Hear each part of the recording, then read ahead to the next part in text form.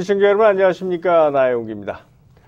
노무현 대통령과 그리고 북한의 김정일 위원장의 정상회담이 이제 예정되어 있습니다. 여러분들 이 시간에도 여러 번 말씀을 드렸습니다. 그런데 이 내용에 관해서 과연 너무 속 들여다 보인다라는 얘기들을 많이 하고 있습니다.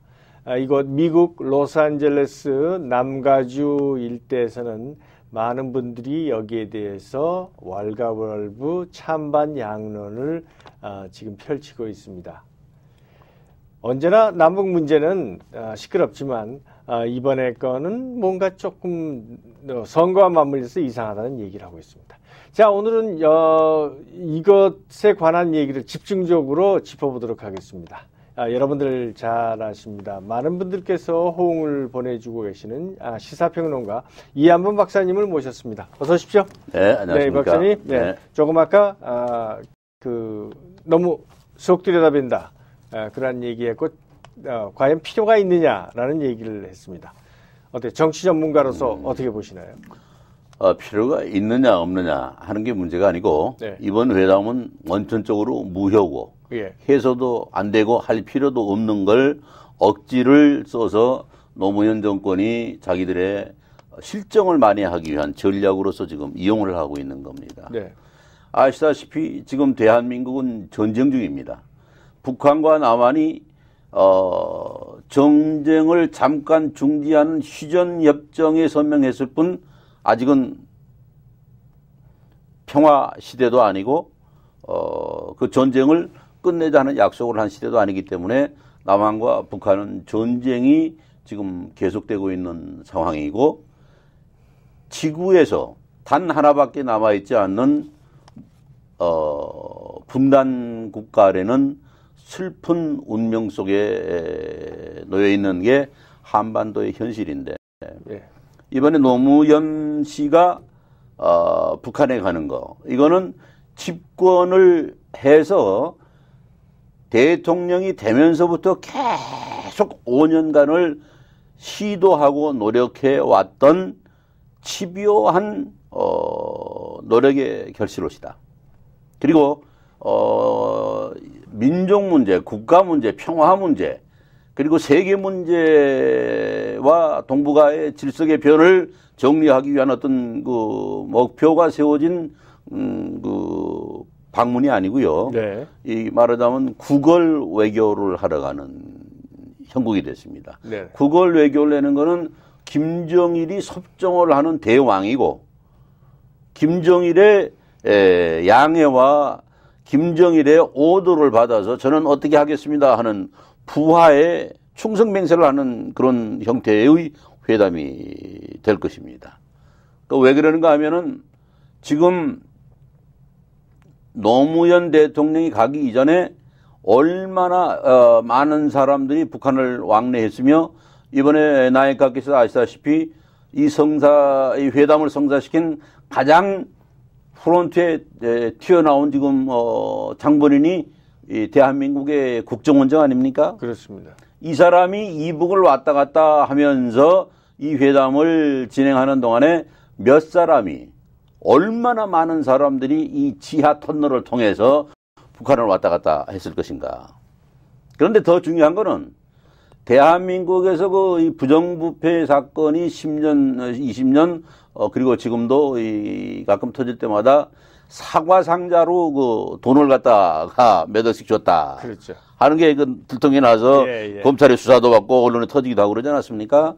지금 국제사회가 워치하고 있는 무수한 감시력 때문에 남한과 북한이 돈 거래를 와이어를 통해서 트랜잭션을 하기가 어렵습니다. 네. 이래서 국정원장은 이 방송을 들으면 대한민국 정부가 저를 뭐라고 그러는지 모르겠습니다만은 그러나 사실은 사실이니까 어쩔 수가 없습니다. 국정원장과 국정원장 부하들은 그 사과 박스에 얼마나 많은 달러들을 가지고 평양을 왕래하면서 이 회담을 이끌어냈을까 하고 우리가 유추를 해봐야 됩니다. 네. 그들은 돈을 가져와야만 사람을 만나주고 그리고 어떤 어젠다에 어프로치를 하지 그렇지 않고는 절대 만나주지 않습니다. 그러니까 맨입에는 안 된다는 맨입에 절대 안 되죠. 네. 이래서 이러한 루트를 틀어놓은 게 누구냐 하면 김대중 전 대통령입니다. 네. 그런 역사에 정말 큰 죄를 지었어요.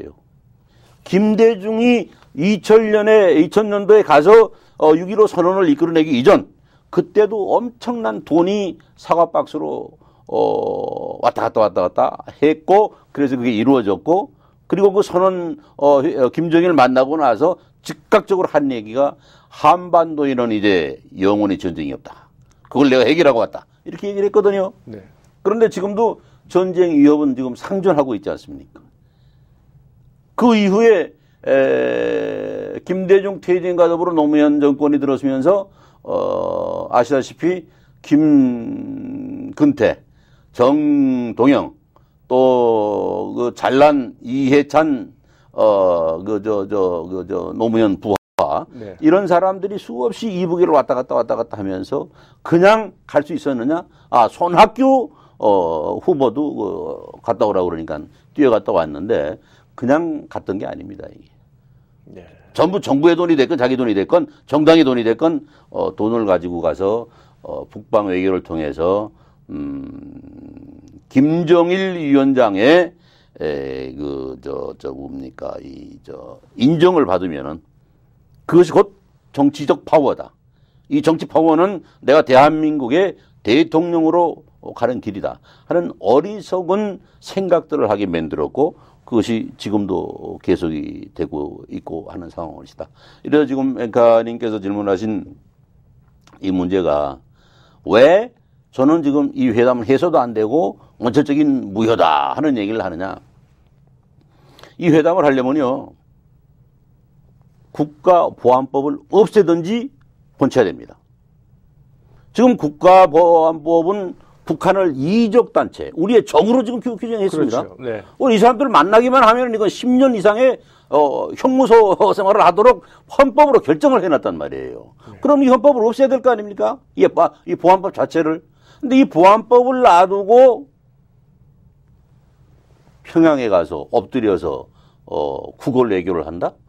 이거는 국가의 정통성, 체제의 원칙성, 이걸 무시해버린 아주 잘못되어진 이건 이 국가를 아주 인정하지 않는 스스로 범법을 하는 행위였습니다. 이 박사님, 그거는 그 70년대 초반에 이후락 씨도 그 짓을 하지 않았습니까? 72년 남북 공동성명을 이끌어내기 위해서 갔을 땐 말이죠. 이 국가보안법을 없애고 또 이북에 노동당의 규약, 이북 노동당 규약에 무서운 그 조항들이 말이죠. 10조 1항을 보면은 아버지도 아내도 아들도 남한과의 접촉 사실 또 노동당이 위배되는 김일성 수령에게 위배되는 행동을 보고도 고발하지 않으면은 사형이 처하도록 하는 그런 무서운 법이 존재하고 있었습니다. 대한민국의 국가보안법보다도 더 무서운 법이 존재했었습니다. 그런데 그거를 없애고 양쪽이 평화체제로 가기 위해서 그 당시 박정희 대통령 시대의 남북 공동성명을 통한 민족의 화해, 그걸 모색하기 위해서 갔다가 그것이 성공만 됐으면은 지금쯤은 이런 상황이 아무것도 벌어질 게 없었습니다. 그러나 불행히도 그게 실패했기 때문에 오늘의 이런 그 현상이 오고 있는 거거든요. 그렇다면은 이걸 뒤에서 지금 마구 조종하고 있는 사람이 누구냐? 이 김대중이라는 사람일시다. 이 사람이 자기가 책임질 테니까 모든 걸 지금 이 북한 김정일의 섭정을 받아서 모든 문제를 해결하자. 그러나 이번 회담에 가서 얻어올 게 아무것도 없습니다. 절대로 김정일은 알맹이를 주질 않습니다. 그 NLL 북방 한계선이요? 그렇죠. 북방 한계선에 대해서 이게 안보 개념이냐 영토권 문제냐 하고 씨름하는 얘기나 하다가 그것도 알맹이가 없이 그 사람들은 정전회담 이래 지금까지 50년간을 줄기차게 주장해온 문제 아닙니까? 그거 논의하다가 아마 이 회담 끝낼 겁니다. 왜 이런 말씀을 드리느냐 하면은 북핵 문제를 남북 정상이 만나서 어떻게 조정하고 해결할 수 있지 않을까? 그 해결한 결과를 가지고 한미 관계 그 다음에 한국의 위상을 세계에 높여서 정치적 입지를 새로 구축해 볼 수 있는 어떤 탈출구가 나오지 않을까, 또 통일의 새로운 길이 나오지 않을까 하고 기대하고 있는 언론도 많고 국민들도 많고 저희 방송을 보신 시청자들이 요즘 굉장히 누르셔가지고요. 예, 예. 이거 다음에 이런 문제는 어떻게 돼갑니까? 어떻게 나영국 앵커하고 둘이 6월달에 말씀하시던 문제들이 지금 이렇게 딱 맞아 들어갑니까? 그럼 이 시간 이후에 어떻게 돼갑니까? 하고 물어오는 밤 11시가 돼서 전화 걸어오시는 분들이 많아요. 네. 난 그분들의 애국심, 그분들의 국가와 민족과 조국을 걱정하는 그 사랑에 대해서 깊은 존경과 감사의 말씀을 드리면서 이 토크쇼를 통해서 개인적으로 인사드릴 기회가 없기 때문에 인사를 드립니다. 근데 그분들이 원하는 게 뭐냐? 어떻게 하면 이 나라가 통일의 길로 갈 수 있느냐? 과연 노무현 정도가 김정일이 만나가지고 능구렁이 같은 사람한테 정치적으로 이겨낼 수 있겠느냐? 어림없지 않겠느냐? 하고 말씀들을 하십니다. 근데 언론들은 기대를 합니다. 그러니까 이게 잘못된 겁니다. 절대로 김정일과 김정일 집단은 최소한도 노무현 정도하고 북핵 문제를 거래하지도 않고 합의하지도 않습니다. 왜냐? 그들은 지금 미국하고 전 세계하고만 이 북핵 문제를 가지고 자기들 북한 체제에 대한 인정을 받으려는 전략에 지금 집중을 하고 있는 거지. 남한 정도야 지금 자기들이 개발해 놓은 ICBM 또는 전략 미사일 몇 개만 끝나기 때문에 이건 이미 상대가 아니란 말이죠. 이런 상황에서 노무현이 가서 무슨 얘기를 하고 사과상자에 달러를 아무리 많이 가지고 가서 엎드려서 얘기한다고 그걸 자기네들의 피보다 더 진하게 애끼고 있는 북핵 문제를 남한의 대통령이 와서 말씀하니까 내가 그건 포기하겠습니다. 폐기하겠습니다. 이걸 기대한다고 그런다면은 그건 국민학생 수준도 안 되는 그런 입장이 될 겁니다. 그렇다면은 뭐를 얻어올 수 있는 것인가? 이 박사님. 그러시다면 말이죠. 네.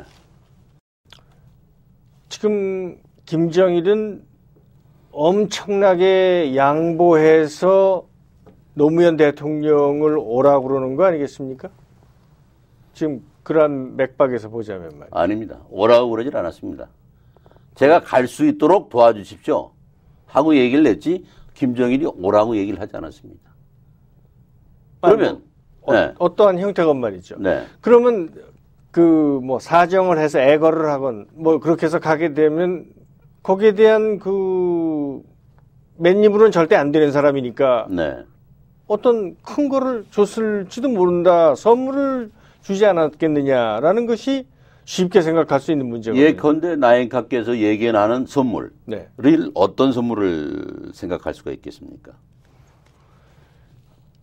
현금은 이제까지 계속 받아왔던 거니까 네. 어차피 받는 거고요. 네. 그거 가지고는 성에 차지 않겠죠. 그러면 대단히 큰 게 있을 것 같은데 말이죠. 금방 생각은 안 나는데요. 아, 그렇습니까? 그렇다면 절대 그거는 저는 없다고 단언을 드리고 싶습니다. 없다고요? 없다고요. 왜냐하면 김정일과 김정일을 둘러싸고 있는 권력 집단의 지금 최우선 정책 결정 순위의 프라이어리티 넘버 1이 미국의 워싱턴 DC의 평양 대사관을 여는 일입니다. 네. 두 번째, 이북의 은행을 뉴욕이나 워싱턴 DC에 개설하는 문제입니다. 그걸 할 테니까 미국 너희도 와서 평양에다가 미국 대사관 개설하라. 그리고 미국 은행 개설하라. 하는데 지금 집중을 하고 있기 때문에 그게 지금 어느 정도 니고시에이션이 지금 가능한 상황으로 와 있기 때문에 남한에 지금 김대중이 조정하는 노무현 이 허수아비가 와서 무슨 얘기를 한다고 그래서 이 자기네들의 국제 정치 외교에서 장악해야 될 이니셔세이션 또 파워에 다운이 되는 어떠한 선물도 줄 수도 없고 주지도 않습니다. 그러면 이번에 가서 뭐를 얻어올 것인가? 생각해 보십시오. 1차 김대중 2000년도에 김정일 회담에서 논의되어진 제일 중요한 이슈가 뭐냐 하면 말이죠. 낮은 단계로의 연방제를 점진적으로 진전시키기로 합의한다. 네, 그거였죠. 요거 외에는 아무것도 없습니다. 그게 뭐냐? 이게 6.15 공동선언문 제2조란 말이죠. 그렇다면은 지금 낮은 단계로의 연방제가 진전이 됐느냐? 낮은 단계로의 연방제라는 건 별 의미가 없어요. 지금 우리에게 평화 필요한 건 말이죠. 일단은 북한과 남한이 평화 공존 체제를 확립하는 거고, 그 다음에 군사 체제를 붕괴시키는 거고, 군사 수를 줄여서 경제적 부담을 압박으로부터 자유롭게 만드는 거고, 세 번째는 이산 가족들이 지금 저번 토크쇼에도 말씀을 올렸습니다만은 70, 80대, 90대가 되신 분들이 많단 말이에요. 네. 그러나 이분들이 북한에 가셔서 이 친척들, 가족들, 자기가 살던 옛날 집 있어 볼 수 있는 자유왕래 이 분위기를 만들고 이게 제일 중요한 겁니다, 지금. 그 다음에 정책적인 문제로 이 통일의 대안이 나와줘야 되는데 이번에 가서 그럼 노무현이 뭐를 얻어낼 수 있는가? 형식과 적당한 범위 내에서 인사로 끝내는 거지 절대 우리 국가 문제, 이 체제 문제 그리고 위기 문제를 해결할 수 있는 알맹이는 북한에 주질 않습니다. 그럼 우리는 뭘 얻어내도록 노력을 해야 되겠는가에 대한 대안을 가지고 노무현이 북한에 갔는가 또는 아닌가 이거는 우리가 예의주시를 해야 되는데 제가 볼 때는 돈 주고 가서 제가 적당하게 지금 퇴임을 하니까 시기가 됐으니까 문제는 제가 지명하는 이번 대선 후보를 이 위원장께서 좀 지원을 해 주시면은 원하시는 걸 저희가 드리겠습니다. 그러면 왜 이거를 이렇게 집요하게 물고 늘어지느냐 하는 그 이유를 우리가 알아야 되지 않습니까? 그 이유라는 건 간단합니다. 2차 이 회담에서 연방 공동협의체를 구성하는데 양 정상이 합의한다 하는 것이 아마 최고 이슈가 될 거고 김정일이 노무현에게 줄 수 있는 최고 선물의 이 센텐스가 될 겁니다. 그러나 그건 아무 알맹이가 없습니다. 지금 이러기 때문에 김정일이 얻어올 수 있는 거는 결국 대통령 후보를 자기가 김정일이 노 대통령이 얻어올 수 있는 것. 그렇죠. 예. 얻어올 수 있는 거. 그걸 얻어와야지. 이거는 아마 노무현의 염원이 아니고 늙은 김대중의 염원이기도 할 겁니다. 예. 얻어와서 북한이 무력적 위협, 외교적 위협, 공갈 협박 쳐서 한국 국민들을 불안하게 만들어 가지고 내가 지명한 이 사람을 이번에 안 하면은 재미없다. 라고 협박 분위기를 만들어서 당선을 시켜주면은 김대중, 노무현이 형무소에 안 가는 거고.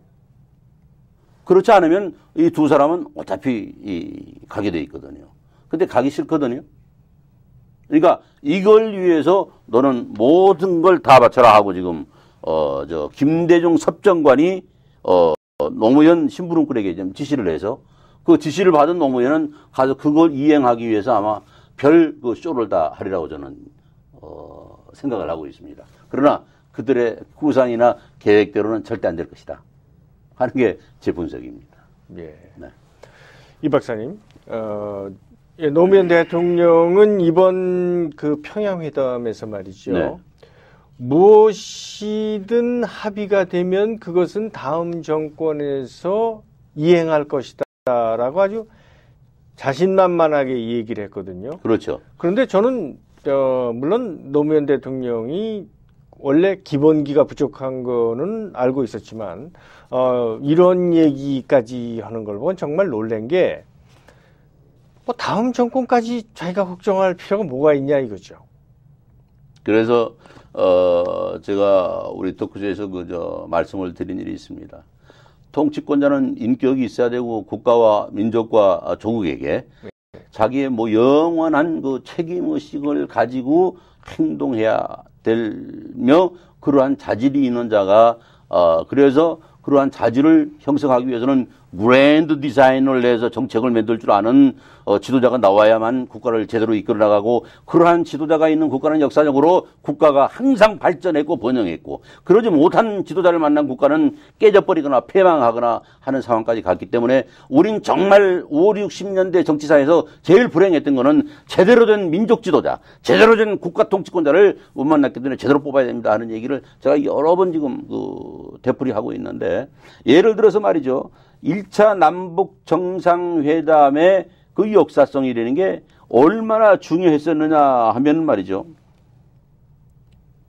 5, 60년 전에 이 민족이 한 국가였는데 이렇게 두 체제로 나눠버리고 6.25라는 전쟁을 감행하게 된 국제 환경에 대해서 어떤 누가 한반도를 이렇게 만들었는가 하는 문제에 함께 고민하고 민족 문제를 풀어나갈 수 있는 남북한의 두 정상의 그 만남과 신뢰가 정말 중요하기 때문에 그걸 구축을 해야 된다 하고 제가 말씀을 드렸는데 불행히도 2000년에 겨우 꿰매진 그 남북한 간의 정상회담에서 김대중이라는 사람은 도둑질만 했고 자기 사리사욕만 죄었고 국가나 조국의 미래를 생각하기 전에 현실적인 자기 욕심만을 채운 아주 잘못된 사람이기 때문에 이 사람이 한 행위에 대해서 우선 나니까는 가깝게 생각해 보세요.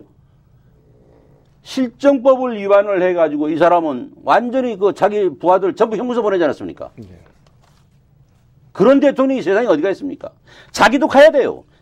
김대중이 구속되어야 되는데 그 죄 없는 누굽니까? 비서실장. 박지원.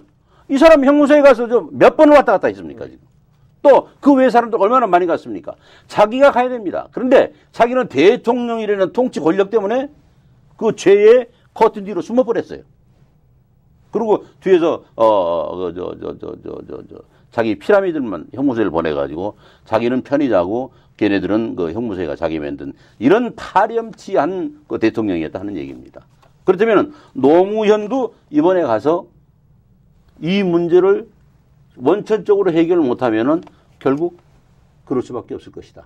그런데 그때는 1차 회담 이후에는 김대중이 대통령이었기 때문에 그 권력 뒤로 숨을 수가 있었지만은 이제 12월 19일 날 노무현은 대통령이 아니잖아요. 그렇죠. 그럼 잘못된 그 결과 그걸 가지고 다음 제가 대통령이 돼도요. 제가 집권해도 가만 안 놔둡니다. 그거는 책임을 물어야 되고 역사에 대한 정리를 해야 되고 국민에 대한 의혹을 풀어야 되고 조국에 대한 문제를 해결해야 되기 때문에 그렇지 않고는 어떻게 대통령이라고 할 수가 있습니까? 근데 노무현이 그때 이제 책임져야 될 그 정치적 책임 이거는 지가 대통령이 아니기 때문에 형무소에 갈 수밖에 없다 이겁니다. 이래서 아마 이번에 발악을 해서 최선을 다해서 문제 해결을 하려고 발버둥을 칠 겁니다만 과연 그게 그렇게 될 것인가 하는 것이 오늘의 가장 중대하고 심각한 우리 민족의 문제입니다. 이한범 박사님. 이 박사님 말씀을 계속 쭉 듣고 보니까 오는 12월 19일 대통령 선거 쉽게 치르기가 좀 힘들어지는군요. 그러한 생각이 드는데요. 저희 나라 이번 12월 달 대선의 대통령 선거는요. 이미 물 건너갔습니다. 쉽게 예를 하나 드릴게요. 예. 옛날에 지금도 미국 사람들의 마음속에 향수처럼 남아있는 그 로널드 레이건 대통령이 있었죠. 예. 또 지금도 망치 들고 아프리카에 집 지어주러 다니는 지미 카터 대통령이 있었죠. 이분들은 말이죠. 자기들이 대통령이 될 것이냐 또는 안 될 것이냐 가능성이 있느냐 없느냐 이것도 모르는 상황에서 출마를 해놓고 6개월 전에 투표 6개월 전에 인사위원회를 구성을 해가지고 말이죠. 이미 내각을 구성을 다 했습니다. 내무부 장관 누구, 외무부 장관 누구, 총리 누구 해서 인선을 다 했단 말이에요.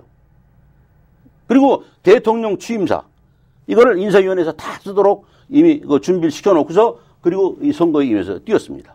근데 자 대한민국 선거를 보십시오. 지금 대통령 선거가 이제 118일 남았단 말이에요. 이 상황에서 지금 어떤 후보가 국가 발전 전략과 정책에 대해서 정책을 수립해놓은 후보가 있으며 내각을 어떤 인물들로 구성을 할 것인가 하는 계획을 짜놓은 사람이 있으며 또 여당의 후보는 누구며 야당 후보 둘은 지금 죽이느냐 살리느냐 진흙탕 속에서 지금 싸우고 있는 이런 상황에서 120일밖에 안 남은 대선 속에서 여기서 결정되어지는 대통령이 과연 제대로 대통령의 기능을 해낼 것이냐. 이건 상당히 어려운 문제다. 그렇기 때문에 저는 이번 17대죠. 대통령 선거가. 17대 대선에 당선된 사람이 대통령의 기능을 제대로 해결하기는 어려울 것이다. 21세기에 특히 대통령의 역할과 기능에 있어서 철학적 명제는 말이죠. 예를 들어 제가 아무리 잘나서 대통령이 됐어도 너 혼자서 대통령 하는 거 아닙니다. 그 팀워크가 형성이 돼가지고 팀워크들이 대통령과 더불어서 함께 외교, 정치, 군사, 경제, 교육, 종교 모든 문제를 국가를 대표해서 일을 하는 겁니다. 그런데 지금 우리나라 대통령 될 분들에 대해서는 지금 팀워크도 안 돼 있지 않습니까? 그리고 어떤 정책이 좀 나와 있는 것도 아니지 않습니까? 이러기 때문에 저는 21세기 대통령은 shared presidential 파워를 컨트롤할 수 있는, 그러니까 팀을 구성을 해서 팀을 끌고 갈 수 있는 창의적 리더십, 새로운 비전을 제시할 수 있는 민족 철학의 구현을 내걸어서 그 팀들과 더불어 생명마차 국가를 위해서 일할 수 있는 어떤 새로운 이 비전의 제시. 이게 지금 벌써 금년 1월 달쯤은 이루어졌어야 되는데 아직도 이런 카오스적 상태에서 이렇게 좀 헤매고 고통스럽고 오늘 잠자고 나면 내일은 밝은 어떤 정보가 국민들을 행복하게 해야 될 텐데 전혀 암울하게 만들고 있는 이 현실. 이걸 우리 교포들은 고민하면서 해결할 수 있는 대안을 함께 찾아야 된다고 말씀드리는 것이 오늘 제가 우리 나인카와 더불어 하는 앵커쇼의 주제입니다. 네, 오늘 감사합니다. 시청자 여러분, 오늘도 함께 하셨습니다. 다음 주에 다시 만나 뵙겠습니다. 지금까지 나영욱이었습니다.